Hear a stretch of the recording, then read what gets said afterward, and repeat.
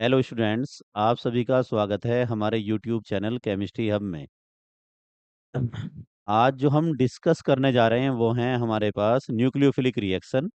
और nucleophilic reaction में हम पढ़ने जा रहे हैं SN1 रिएक्शन। तो हम SN1 रिएक्शन के बारे में आज डिस्कस करेंगे। तो SN1 रिएक्शन क्या है उसके बारे में डिस्कस चले करते हैं। SN1 रिएक्शन, पहले हम इसकी फुल फॉर्म के बारे में बात करते हैं। ये होती है आपकी सब्स्टिट्यूशन सब्स्टिट्यूशन न्यूक्लियोफिलिक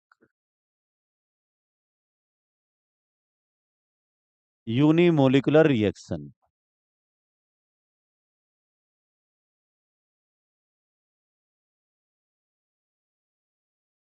क्या बोला गया है? Substitution nucleophilic unimolecular reaction. अब इसके बारे में पूरा डिस्कस करेंगे। अब हम हिंदी में कहते हैं इनको एक अणुक नाभिक स्नेही प्रतिस्थापन अभिक्रिया। इसको ये हिंदी में बोला जाता है। ये होते क्या है, पहले बात करते हैं कि सब्स्टिट्यूशन रिएक्शन है क्या।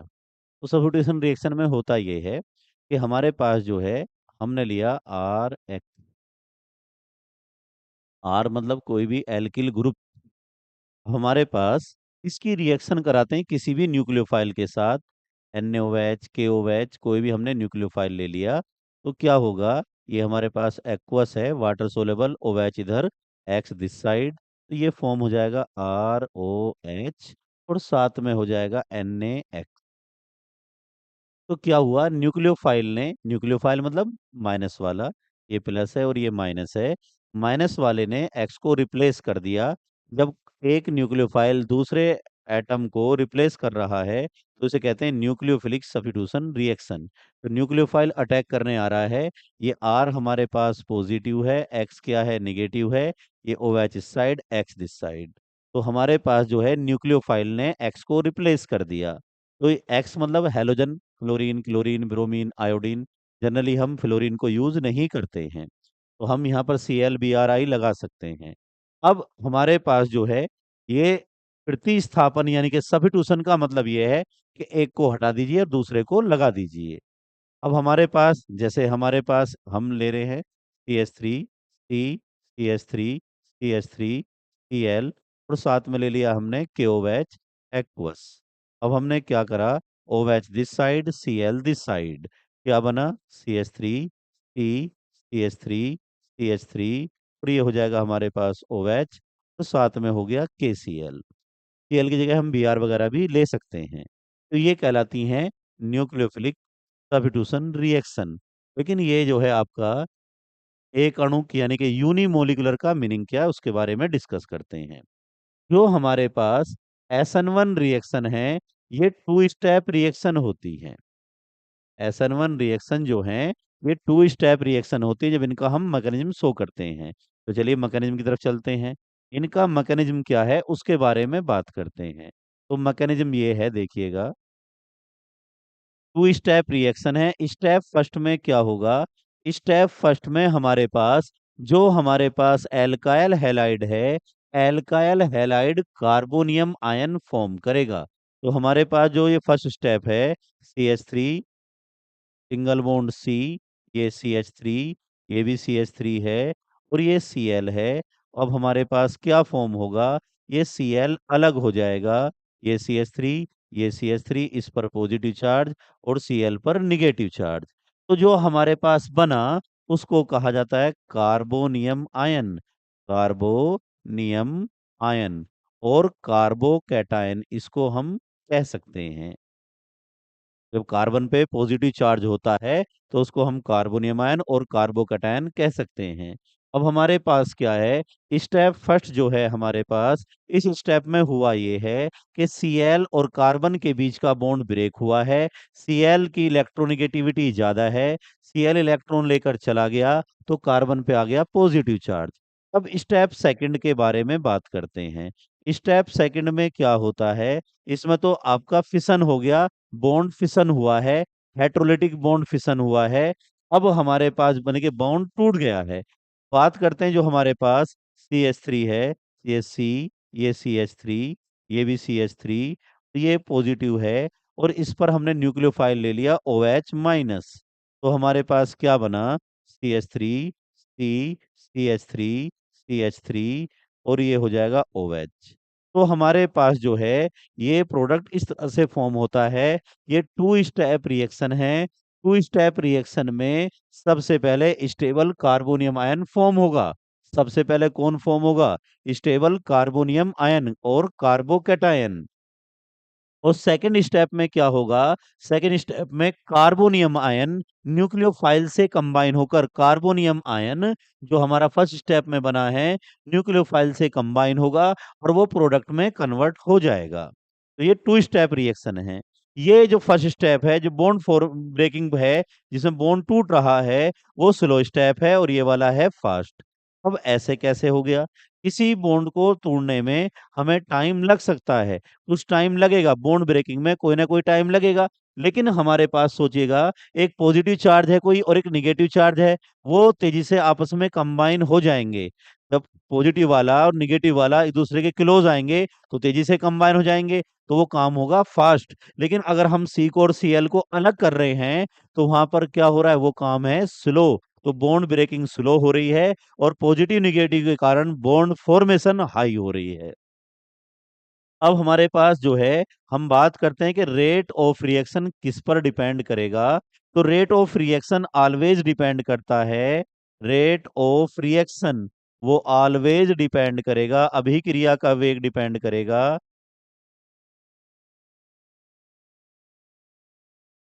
स्लो स्टेप पर। जो केमिकल काइनेटिक्स है उसके बेस पर निकालते हैं। रासायनिक बल के जो चैप्टर है आपका, उसमें हमारे पास के है। और फर्स्ट स्टेप में हमारे पास जो रिएक्टेंट है, सबस्ट्रेट है, उसकी कंसंट्रेशन पर डिपेंड करेगा। और उसकी कंसंट्रेशन स्लो स्टेप की जो हमारे पास जो फर्स्ट स्टेप है, स्लो स्टेप के जो फर्स्ट स्टेप का है, उसके रिएक्टेंट की कंसंट्रेशन पर डिपेंड करेगा। रेट ऑफ रिएक्शन हमेशा स्लो स्टेप पर डिपेंड करता है और स्लो स्टेप में भी उसका जो रिएक्टेंट है उस पर। जब इसका हम लिखते हैं order of reaction, order of reaction यानी कि अभिक्रिया की कोटि।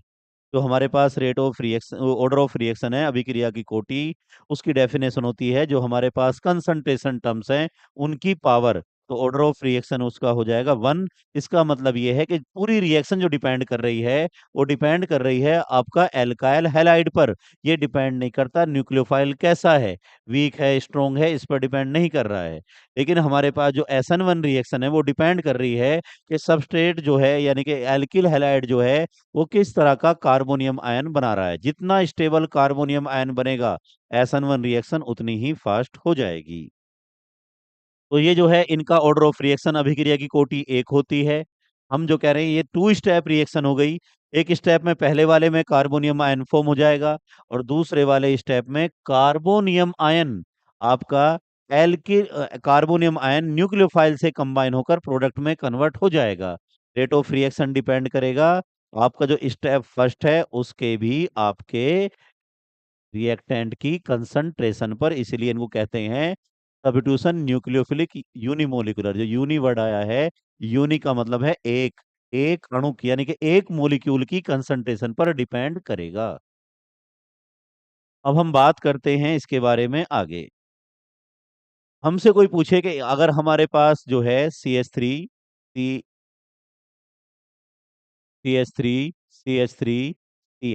एक हमारे पास है CH3 हमारे पास CH3 CH2Cl और एक हमारे पास है CH3Cl। इसे हम टर्सरी कहते हैं, टर्सरी एल्काइल हैलाइड।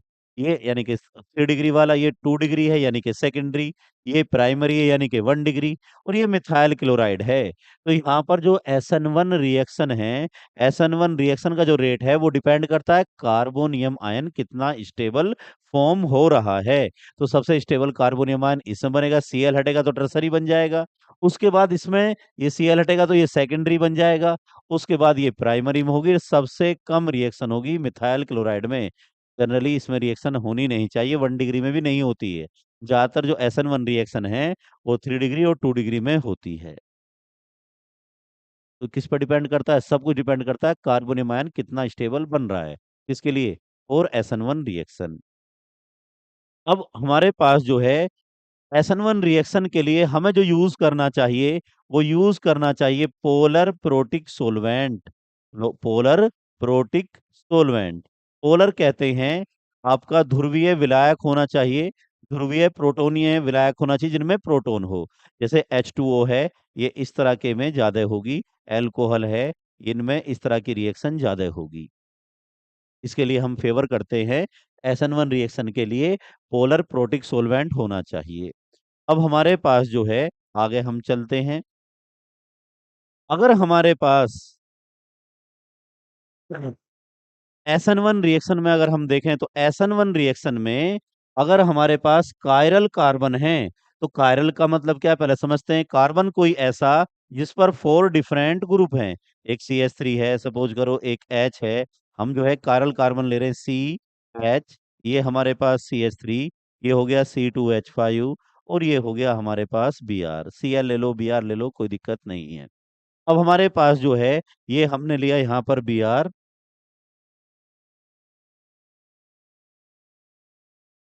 सबसे पहले क्या होगा, Br- यहां से अलग हो जाएगा।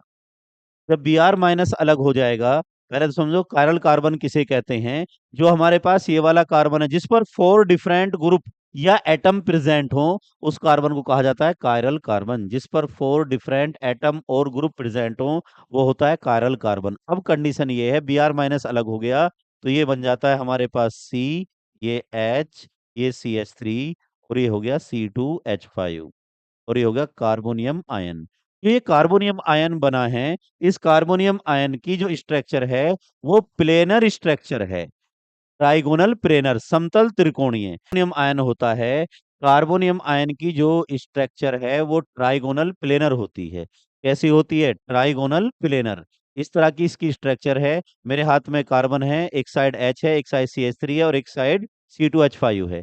तो इस पर जो अटैक पॉसिबल है, वो दो साइड से अटैक इसका पॉसिबल है। कैसे पॉसिबल है? ये फ्रंट साइड से भी न्यूक्लियोफाइल अटैक कर सकता है इस कार्बन पर, और बैक साइड से भी अटैक हो सकता है इस कार्बन पर। इस पे जो अटैक की पॉसिबिलिटी है दो साइड से है। तो हम कह रहे हैं कि ये एक साइड, इस साइड से भी आपका जो है न्यूक्लियोफाइल अटैक कर सकता है और इस साइड से भी न्यूक्लियोफाइल अटैक कर सकता है। तो हमारे पास जो है, हम अगर देखें, अगर ये ए साइड से अटैक करता है, ए साइड से आ रहा है, कौन आ रहा है? न्यूक्लियोफाइल। न्यूक्लियोफाइल मतलब माइनस वाला। अब अटैक करने जब ये आ रहा है तो क्या होगा, ये हमारे पास सी, ये है एच, ये ओ एच और ये हमारे पास जो है ऊपर है C2H5, साइड है CH3। दूसरा पॉसिबिलिटी ये है कि बी साइड से अटैक करे। जब ये बी साइड से अटैक करेगा, तो बी साइड से अटैक करने के लिए क्या हो जाएगा,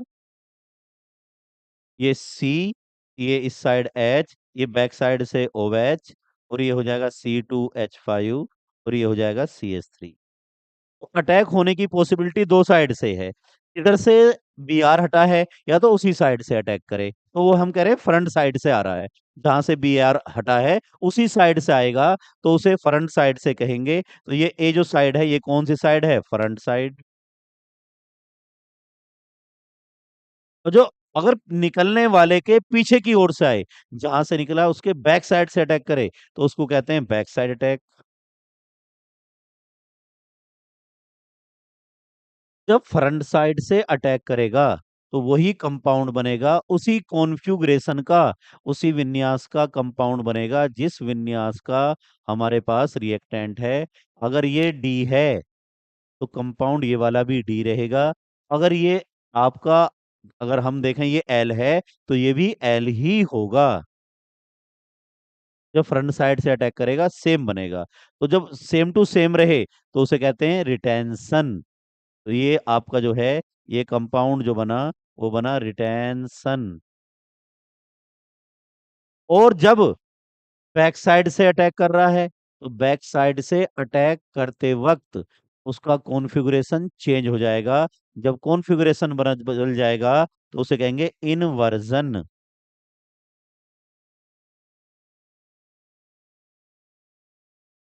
इन्वर्जन मतलब उल्टा हो गया। किसका उल्टा हो गया? रिएक्टेंट के कॉन्फ़िगरेशन का उल्टा। अगर ये डी है तो ये डी बना, और ये अगर डी है तो ये एल बना। उल्टा हो गया। इसमें बी आर यहाँ है, ओएच इस साइड लगा है, और इसमें बी आर इस साइड है तो इसमें ओएच इस साइड लगा। दोनों पॉसिबिलिटी हैं, क्योंकि जो कार्बोनियम आयन बनता है उसकी ट्राइगोनल प्लेनर स्ट्रक्चर होती है, उसमें दोनों साइड से अटैक पॉसिबल है। तो इसमें जो हमें कंपाउंड मिलता है वो मिलता है रेसेमिक मिक्सचर, जिसमें डी और एल इक्वल अमाउंट में होते हैं। हमें रेसेमिक मिक्सचर मिलता है जिसमें डी और एल इक्वल अमाउंट में होते हैं। तो हमारे पास जो है ये जो मिला है हमें, ये इस टाइम हमें जो ये कंपाउंड मिले हैं, इन दोनों से मिला है हमें रेसेमिक मिक्सचर, रेसेमिक मिश्रण। रेसेमिक मिक्सचर का मतलब होता है जिसमें डी और एल इक्वल अमाउंट में हो। अगर ये एल है तो ये एल बनेगा, और इसका 50% बनेगा आपका डी। अगर ये डी कॉन्फ़िगरेशन वाला है तो प्रोडक्ट बनेगा एल वाला, और 50% एल वाला और 50% डी वाला। 50% उसी तरफ से बी आर ओ एच लगने के चांस हैं जिस साइड से बी आर हटा है, और 50% चांस ऐसे हैं कि बैक साइड से अटैक कर दे। तो क्या होता है, इसे मिलता है रेसेमिक मिक्सचर। अगर कार्बोनियम आयन ज्यादा स्टेबल हो जाता है तो कभी कभी ऐसा होता है कि इन्वर्जन जो आपका जो है इन्वर्जन वाला ज्यादा भी हो सकता है। डिपेंड करता है कार्बोनियम आयन की स्टेबिलिटी क्या होती है। अब जो SN1 रिएक्शन है, SN1 रिएक्शन जो है वो ऑल डिपेंड करती हैं, किस पर डिपेंड करती हैं? ये डिपेंड करती हैं लिविंग ग्रुप पर भी। लिविंग ग्रुप जो है जो निकला, जैसे बी आर है, अगर हम हेलोजनों में देखें तो सबसे बेस्ट लिविंग ग्रुप है आई माइनस, और फिर है आपका बी आर माइनस, और फिर है सी एल माइनस, और फिर है F minus. Generally leaving group क्या है, बेटर लिविंग ग्रुप कौन सा होगा? जनरली अच्छा निकलने वाला वो होगा जिसमें आपका साइज ज्यादा हो, इलेक्ट्रोनेगेटिविटी लो हो। साइज बड़ा हो, साइज उसका जो है लार्ज हो, साइज लार्ज हो, इलेक्ट्रोनेगेटिविटी लो हो, आकार बड़ा हो, और वैद्युत ऋणात्मकता कम हो। आई का साइज जो है वो बड़ा है, इलेक्ट्रोनेगेटिविटी कम है। एफ का साइज छोटा है, लेकिन इसकी इलेक्ट्रोनेगेटिविटी सबसे ज्यादा होती है, इसीलिए बेस्ट लिविंग ग्रुप नहीं है। आई होप आपको क्लियर हुआ होगा। हमारे चैनल को सब्सक्राइब करें, लाइक करें, शेयर करें। Thank you.